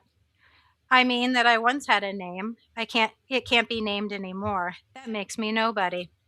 The werewolf bared his hideous fangs for a moment in what was no doubt intended as a smile. He was familiar with mental anguish in every kind and sensed a certain kinship in the boy. If that's the case, he said, then nobody has heard me, and nobody has come to me, and nobody is speaking to me in my last hour. Atreyu nodded again. Then he asked, Can nobody free you from your chains? The greenish light in the werewolf's eyes flickered. He began to growl and lick his chops. You'd really do that, he blurted out.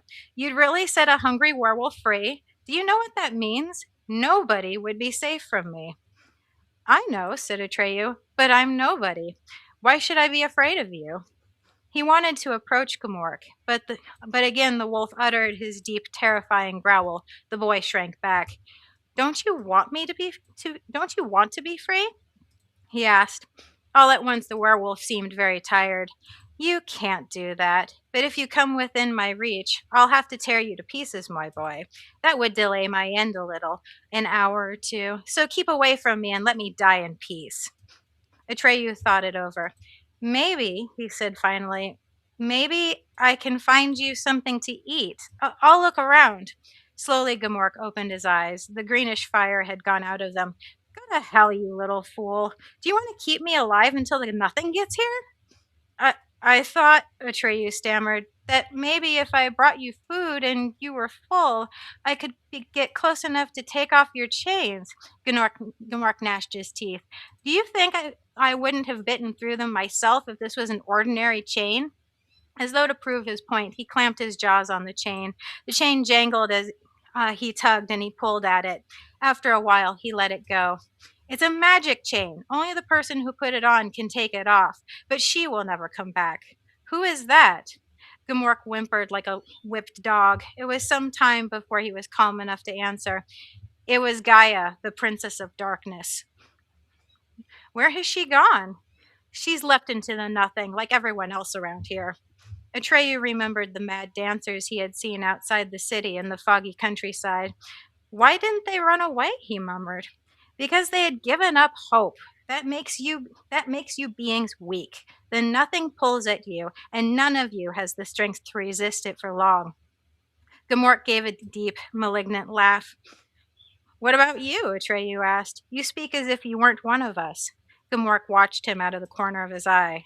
I am not one of you. Then where are you from? Don't you know what a werewolf is? Atreyu shook his head. You know only Fantastica, Gamork said. There are other worlds, the world of humans, for instance.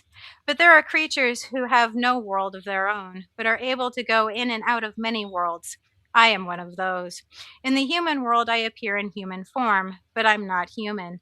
And in Fantastica, I take on a Fantastican form, but I'm not one of you. Atreyu sat down on the ground and gazed at the dying werewolf out of his great dark eyes. You've been to the human world? I've often gone back and forth between their world and yours. Gamork, Atreyu stammered, and he couldn't keep his lips from trembling. Can you tell me the way to the world of humans? A green spark shone in Gamork's eyes. He seemed to be laughing deep inside. For you and your kind, it's easy to get there. There's only one hitch. You can never come back. You'll have to stay there forever. Do you want to? What must I do? Atreyu asked. His mind was made up. What everyone else around here has done before you. You must leap into the nothing. But there's no hurry, because you'll do it sooner or later in any case, when the last parts of Fantastica go. Atreyu stood up. Gamork saw the boy was trembling all over. Not knowing why, he spoke reassuringly. Don't be afraid. It doesn't hurt." "I'm not afraid," said Atreyu, "but I never expected to get my hope back in a place like this, and thank you." Gamork's eyes glowed like two green moons. "You have nothing to hope for, Sonny, whatever your plans may be. When you turn up in the world of humans, you won't be what you are here. That's the secret no one in Fantastica can know." Atreyu stood there with his arms dangling. "What will I be? Tell me the secret." For a long time, Gamork neither spoke nor moved. Atreyu was beginning to fear that the answer would never come, but at length the werewolf breathed heavily and spoke. "What do you think I am, Sonny? Your friend? Take care. I'm only passing time with you. At the moment, you can't even leave here. I hold you fast with your hope, but as I speak, the nothing is creeping in from all sides and closing around Spook City. Soon there will be no way out. Then you'll be lost. If you stay and listen, your decision is already made, but you can still escape if you choose." The cruel line around Gamork's mouth deepened. Atreyu hesitated just for a moment. Then he whispered, "Tell me the secret. What will I be in the human world?" Again, Gamork sank into a long silence. His breath came out in convulsive gasps. Then suddenly, he raised himself on his forepaws. Atreyu had to look up at him, and then, for the first time, he saw how big and terrifying the werewolf was. When Gamork spoke, his voice was like the jangling of chains. "Have you seen the nothing, Sonny?" "Yes, many times." "What does it look like?" "As if one were blind." "That's right. And when you get to the human world, the nothing will cling to you. You'll be like a contagious disease that makes humans blind, so they can no longer distinguish between reality and illusion. Do you know what you and your kind are called there?" "No," Atreyu whispered. "Lies," Gamork barked. Atreyu shook his head. All the blood had gone from his lips. "How can this be?" Gamork was enjoying Atreyu's consternation. This little talk was cheering him up. After a while, he went on. "You ask me what you will be. Oh, but what are you here? What are all the creatures of Fantastica? Dreams, poetic inventions, characters in a never ending story? Do you think you're real? Well, yes, in your world you are. But when you've been through the nothing, you won't be real anymore. You'll be unrecognizable, and you will be in the other world. In that world, you Fantasticans won't be anything like yourselves. You will bring delusion and madness into the human world. Tell me, Sonny, what do you suppose will become of all the Spook City folk that have jumped into the nothing?" "I don't know," Atreyu stammered. "They will become delusions in the minds of human beings, fears where there is nothing to fear, desires for vain, hurtful things, despairing thoughts where there is no reason to despair." "All of us?" asked Atreyu in horror. "No," said Gamork. "There are many kinds of delusion. According to what you are here, ugly or beautiful, stupid or clever, you will become ugly or beautiful, stupid or clever lies." "What about me?" Atreyu asked. "What will I be?" Gamork grinned. "I won't tell you that. You'll see. Or rather, you won't see, because you won't be yourself anymore." Atreyu stared at the werewolf with wide eyes. Gamork went on. "That's why humans hate Fantastica and everything that comes from here. They want to destroy it, and they don't realize that they're trying to destroy it. That they won't realize that by trying to destroy it, they're multiply the lies that keep flooding the human world. For these lies are nothing other than creatures of Fantastica who have ceased to be themselves and survive only as living corpses, poisoning the souls of men with their fetid smell. But humans don't know that. Isn't that a good joke? But there's no one left in the but and there's no one left in the human world?" Atreyu asked in a whisper, "who doesn't hate and fear us?" "I know of none," said Gamork, "and that's not surprising, because you yourself, once you're there, can't help working to make humans believe that Fantastica doesn't exist." "Doesn't exist?" the bewildered Atreyu repeated.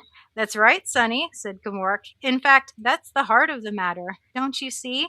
If humans believe Fantastica doesn't exist, they won't get the idea of visiting your country. And as long as they don't know your creatures of Fantastica as you really are, the manipulators do what they like to do with them."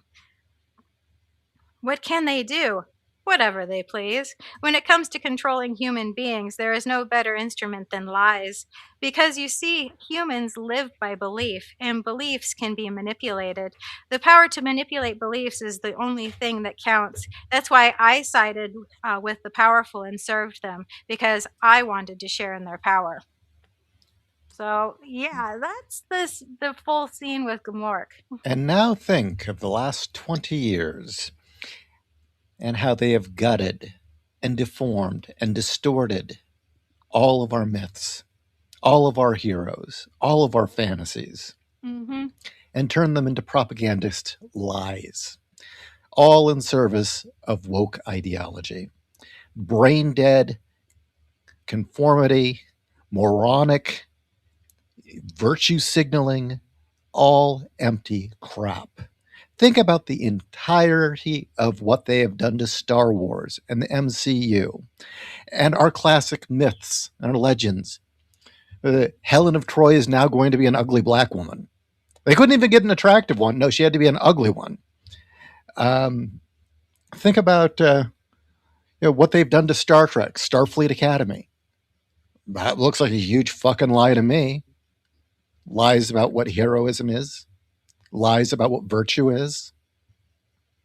And the thing is, what really stood out to me about that speech is near the end of his life, that mirrors something Carl Jung had written as kind of a warning, feeling that man had become too detached from the subconscious and the mythic and the fantastic, and that that part of our mind was being starved to death, and that we could be. He didn't see it as hopeless. He saw it as civilizationally speaking, or even possibly on a species-wide level, us passing through a dark night of the soul, Mhm. and that it wasn't going to be easy. That we would Learn. come out on the other side stronger for those of us who make it. But I mean, look how fucking weak people are. How empty their souls are. How many of them are NPCs?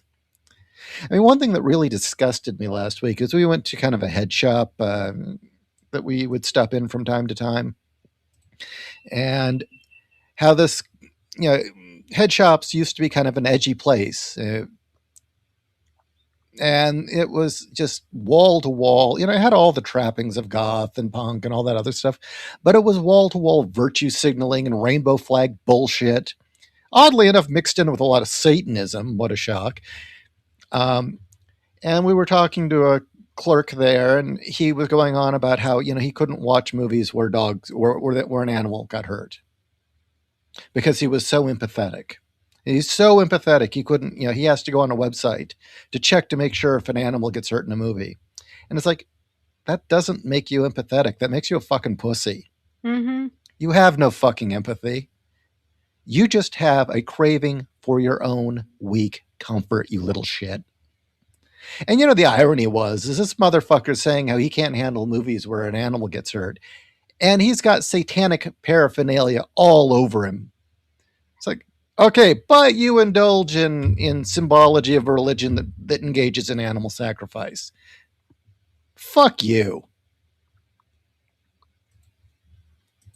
The thing was, when I had come to that subculture, I didn't go there for safety. I didn't show up for, what was it, diversity and inclusion. No, I showed up for something that wasn't safe. I showed up for something that was authentic and real.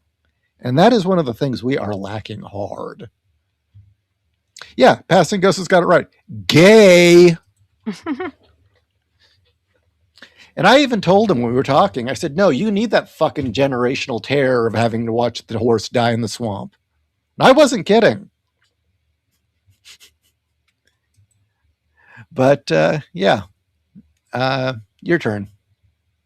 No, no. I mean, it took me a while to basically when I got older and I met Ishi and learned storycraft and what it means to have certain things happen to your characters, especially with the hero's journey and other things like that. Because it's like, why did the horse have to die? I mean, that was the big thing. Why did the horse have to die? And the horse had to die so that Atreyu and, by connection, Bastion, because Bastion felt the loss just as deeply in the book. Um, uh, Death became real. yeah, death became real. Um, and it's also, it's not just death, it's loss. It's the, you are now feeling loss, and if you don't do this trek, there will be more of this. And also, from a narrative standpoint, it typically, because humans in the Western world, Eastern is different. In the Western world, we don't like seeing beloved animals hurt. Dogs, for instance. If the dog fucking dies, um, either that means nobody else is safe, or that's the, you have now crossed a threshold of no return with Yeah, this you've killed character. innocence. Like John Wick. Yeah, You know, you killed innocence. You killed this man's only last vestige of connection to regular life. and Battle Angel Alita. Yeah. You know, so And the also, what do dogs symbolize but loyalty, mhm. fidelity? And that is also the symbol of the horse in this too, because it's the lone warrior with his horse. Very specific Western, Yeah, as straight in, out of the American Westerns. yes. So when the horse dies, it's the exact same thing. So, uh, yeah. Um, and you are absolutely correct that the destruction of uh, Western fiction. I mean, the fact that books are drivel, they're filled with um, stunning and brave heroes that that barely even, don't even deserve the word hero. No, They they've just are, earned nothing. they've earned nothing, actually contribute less. They And exist for their own glory, their own betterment. They're selfish, they're narcissistic, they harm innocence just to prove a point or to prove they're tough. exactly. They have no known virtue, they have no moral compass. And I didn't read it, but there's a line later on Gamork saying specifically that these people who want humans to no longer dream, who want humans to believe lies instead of have imagination, they are specifically targeting children. I mean, Gamork specifically says that. Yeah, just like real demons. Hmm. So, again, as Epstein. Why as did they go after kids? oh god, yeah, as a child reading this book for the first time when I was 9, I mean, that was one of those mind blown moments, and it's never lost its edge to me on just how true that speech that Gamort gives is. And it's never been more true than now. So, yeah. So, Anyway. yeah, I mean, really, and that is why I feel absolutely no guilt or remorse or even hesitation to mock, lampoon, and shit on these people that are destroying our culture. Anyone who is pushing an agenda that guts our myths, our folklore, our legends, the stories that hold us together, our culture, our history, anyone who's all doing it in this vague sense of diversity, equity, inclusion, and virtue signaling, no, they may as well be demons. Mhm. Anyone And who engages in this behavior has sold their soul. They have nothing, they're empty inside, and their opinions don't matter.